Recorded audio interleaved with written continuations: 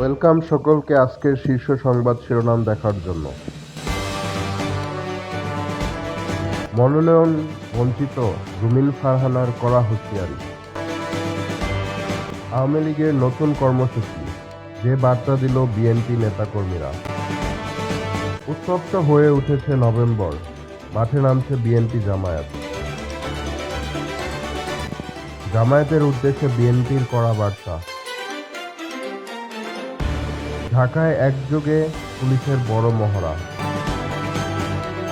পৃথক ৫ মামলায় জামিন পেলেন সেলিনা হায়াৎ আইভী। তারেক রহমান নিবন্ধন ইস্যুতে নির্বাচন কমিশনে আপিল করতে পারেন। গণভোট নিয়ে জামায়াতের আলটিমেটাম, কি ভাবছে বিএনপি?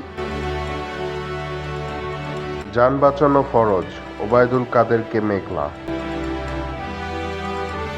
বিশৃঙ্খলাকারীদের ধরতে সোমবার থেকে অভিযান, মাঠে র্যাব, বিজিবি, সেনাবাহিনী ও গোয়েন্দারা। মিলেছে বুলেট প্রুফ গাড়ির অনুমোদন।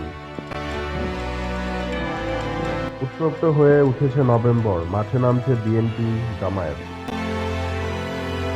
গণভোট নিয়ে জামায়াতের আলটিমেটাম, কি ভাবছে বিএনপি?